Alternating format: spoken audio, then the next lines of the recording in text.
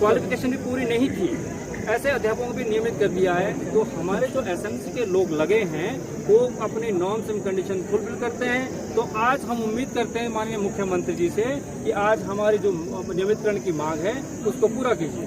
Sir, कितने शिक्षक है पूरे प्रदेश में? हिमाचल प्रदेश में जो हार्ड और ट्रैवल एरिया में अपनी सेवा दे रहे हैं वो मैक्सिमम 2500 के आसपास हमारी स्ट्रेंथ है।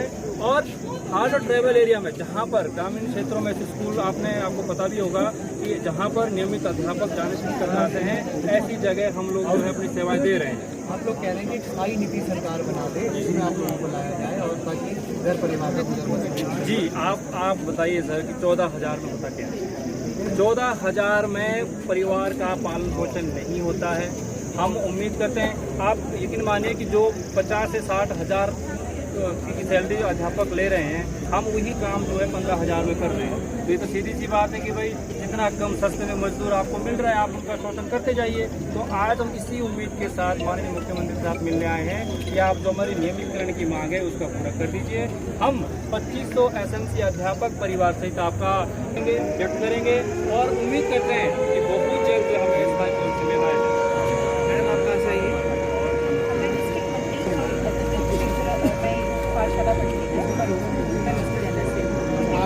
आपकी सेवाएं दे रही है, बता रहे हैं।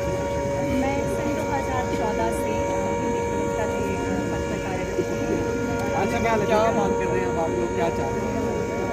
देखिए सर, हमारी सिर्फ एक ही डिमांड रही कि है रेगुलर पॉलिसी। देखिए 2012 से हम कार्यरत हैं और बहुत ज़्यादा समय हमें 12 साल होने को आया था और हम माननीय मुख्यमंत्री महोदय जी से अनुरोध करेंगे और हमारी एक ही विनती रहेगी कि कृपया हमें नियमित किया जाए और इस शोषण से हमें मुक्ति दिलाई जाए।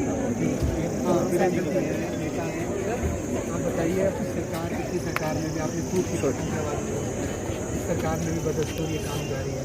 लग रहा है कि ये सरकार तो कह रही है कि हम हर वर्ग के बारे में सोच रहे हैं, तो ये एसएमसी शिक्षक ऐसा वर्ग जो बच्चों का भविष्य बना रहे हैं, उनके बारे में सरकार कुछ सोचेगी? देखिए,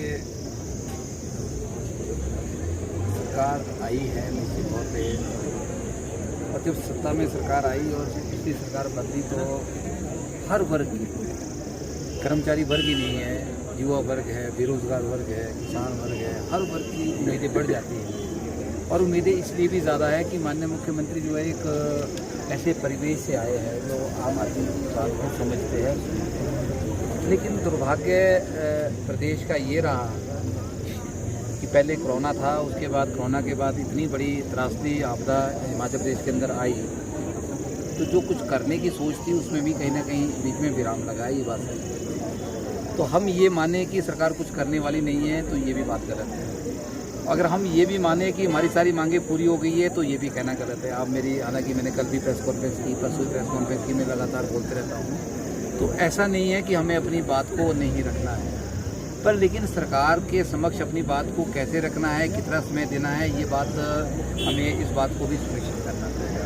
ये बात भी सही है कि माननीय मुख्यमंत्री सब वर्गों की बात को सुनते हैं, उसके ऊपर सकारात्मक काम भी कर रहे हैं। एक अच्छी छवि के रूप में माननीय मुख्यमंत्री सुखविंदर सुक्खू जी ने अपनी छवि को बनाया है। तो हम उम्मीद करते हैं कि जो ये वर्ग है, हमारे शिक्षकों का एक ही वर्ग ऐसा बचा है जो एसएमसी वर्ग है, जो अभी 2012 से लगातार दुर्गम क्षेत्रों में सेवाएं दे रहा है। और ये बात ऐसा नहीं है किसी से छुपी है, सबको इस बात का पता है कि कौन सा शिक्षक कहाँ सेवाएं दे रहा है। जहाँ कोई हमारा रेगुलर टीचर नहीं जाता है, जहाँ हमारा कॉन्ट्रैक्ट टीचर जाने को तैयार नहीं होता है, यहाँ पे सेक्रेटरीट और ट्रैक्टरेट में बैठे रहते हैं, या फिर कहीं एडजस्टमेंट माल एडजस्टमेंट में लोग 2-2, 3-3 पोस्टों पे स्कूलों में बैठे रहते हैं। वहीं ये लोग जो है दुर्गम क्षेत्रों में सेवाएं दे रहे हैं। अगर इस वर्ग को माइनस कर दिया जाए तो प्रदेश के अंदर जो है किस तरह की शिक्षा की स्थिति होगी, क्या व्यवस्था होगी, उसके बारे में तो आप सोच भी नहीं सकते। तो इन लोगों को माइनस नहीं किया जा सकता है। इस बात को लेकर हम समय समय पर जो है सरकार से मिले हैं, हमने बात की है माननीय मुख्यमंत्री के ध्यान में, शिक्षा मंत्री के ध्यान में। आज भी एक जो डेलीगेशन था इन लोगों का, एसएमसी टीचर्स का, तो मेरी अध्यक्षता में अभी हम सुबह मिले थे, तो हमने माननीय शिक्षा मंत्री को बातें कही, सारी बातें हमने बड़ी खुल के कही है। उन्होंने भी इस बात को माना है कि मुझे पता है कुछ स्थितियाँ ऐसी बन गई प्रदेश के अंदर कि फाइनेंशियल स्थिति भी देखनी पड़ेगी। उस बात को लेकर हम बिल्कुल सरकार के साथ हैं, और जहाँ सरकार अंडरटेकिंग लेना चाहेंगी इन शिक्षकों की, वहाँ अंडरटेकिंग देने को भी हम तैयार हैं। जितना यथासंभव सरकार को बेनिफिट दिया जा सकता है, इसको 12 साल में बेनिफिट दे दिया, बहुत बेनिफिट दे दिया। 12 साल में सरकार ने जो है बहुत पैसा इन टीचरों के माध्यम से बचाया है। पर आगे भी सरकार जिस तरह का बेनिफिट और सहयोग चाहती है इस त्रासदी को लेके, किस तरह से फाइनेंशियल क्या रिस्ट्रिक्शन हो सकती है, उसमें भी इन लोगों से बात करके वो भी एक रास्ता निकाला जा सकता है। पर लेकिन ये बात बिल्कुल सही है कि इन लोगों के लिए एक स्थायी पॉलिसी का आना बड़ा ज़रूरी है, क्योंकि बहुत से लोग रिटायर भी हो जाएंगे। बहुत से लोग ऐसे हैं जिनके मेरे ख्याल से 10 साल से कम जो है अब जो है सेवा काल बच गया है। तो उनके बहुत से लोग ऐसे भी हैं जिनके बच्चे भी जो है आप देख रहे हैं कि मुझे लगता है कि अब शादी के लिए हो गए। तो मतलब फ्यूचर सिक्योर हर कर्मचारी का होना चाहिए, और यही एक वजह है कि जो युवा वर्ग है वो सरकारी क्षेत्र में क्यों आता है, ये सोच के आता है कि उसका बुढ़ापा सुरक्षित होगा, उसको पेंशन मिलेगी, उसको पक्की नौकरी हो जाएगी आज न कल। तो इसी परिप्रेक्ष्य से जो सब एसएमसी टीचर है ये सरकारी क्षेत्र में अपनी दूर बच्चे कहीं हैं, ये मैडम जो है इनका जो परिवार है वो चंडीगढ़ में रह रहा है, बच्चे चंडीगढ़ में रह रहे हैं, खुद जो है कि ये मेरे ख्याल से मंडी के बड़े दूर दराज क्षेत्र में सेवा दे रहे हैं। ये मैंने एक एग्जाम्पल दिया, ऐसे अनेकों एग्जाम्पल हो गए। बहुत दूर दराज के क्षेत्रों में ये लोग ये सोच के सेवाएं दे रहे हैं कि ये कल को सुरक्षित इनका भविष्य हो। तो आज हम माननीय मुख्यमंत्री से मिलेंगे, मैं लगातार इसी प्रयास में हूँ, जैसे भी हमें इसमें मिलता है हम उनसे यही निवेदन करेंगे, आज नहीं तो कल, कल नहीं तो परसों आप एक ऐसा आश्वासन इन टीचर्स को दें जिससे इनकी जो भविष्य है वो सुरक्षित हो पाए। और इनके लिए एक जो स्थायी नीति है उसके ऊपर हालांकि विभाग काम कर रहा है, वो कितना काम कर रहा है, काम तो कई सालों से चल रहा है, पर उसमें एक डेडलाइन देने की आवश्यकता है। उस बात को लेकर आज हम स्ट्रेस करेंगे, ये मेरा भी प्रयास रहेगा। धन्यवाद। ठीक है, तो ये हमारे साथी वीरेंद्र चौहान की कुछ महिला हैं, इनसे बात करेंगे।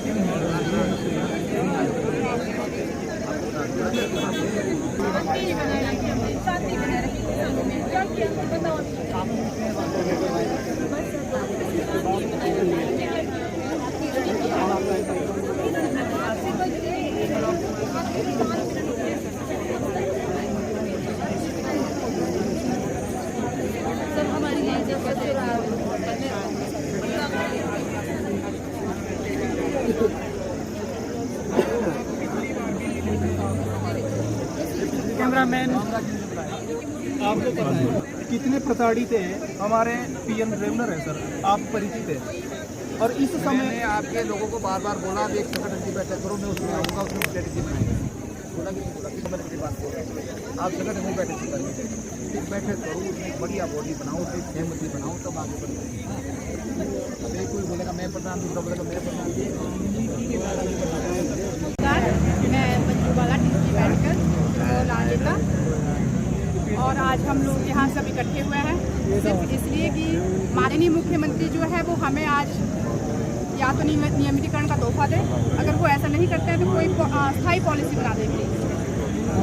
और जैसा कि पहले भी कह चुके हैं, पीटीए है, पैरा है, या बाकी पहले जो भी शिक्षक लग चुके हैं वो तो डायरेक्ट लगे हैं, उनका तो कोई टैट नहीं था, कोई क्वालिफिकेशन थी पर टैट वगैरह नहीं था। पर हम जब भी लगे तो हम सिस्टम से लगे, हमें मेरिट बेस भी लिया गया है।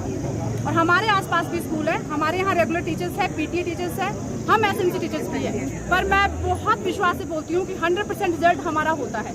आज टॉप में, अगर मैं साइंस की टीचर हूँ अपने स्कूल में, अगर मैं वहाँ पे कोई भी हम रिजल्ट देखते हैं, बाकी टीचर्स अगर 100% रिजल्ट दे रहे हैं तो हम भी 100% रिजल्ट दे रहे हैं। हम अपनी फील्ड में कहीं भी पीछे नहीं है, हम बहुत मेहनत करवाते हैं, दिन रात मेहनत करवाते हैं। और भगवान साक्षी है कि या वहाँ की अगर पब्लिक को भी पूछे तो हमने वहाँ एक्स्ट्रा क्लासेस भी लगाई है। और सर हम 6000 से शुरू हुए थे, अभी हमारी सैलरी जो है वो 14,978 है।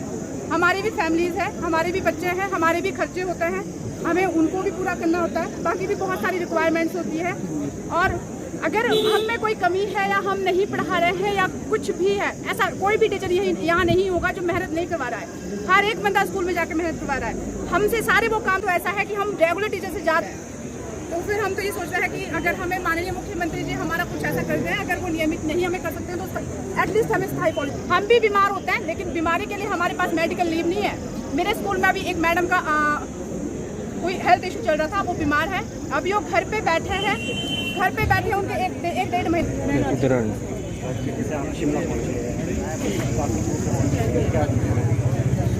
मैं 8 साल से चलो अब तो ऐसा है कि वैसे तो मैंने सब कुछ बोल दिया, ऐसा है चैनल बन गया। चैनल से पहले ऐसा था कि मैं 7 महीने के बाद अपने तो एक बार ऐसा हो कि मेरे बच्चे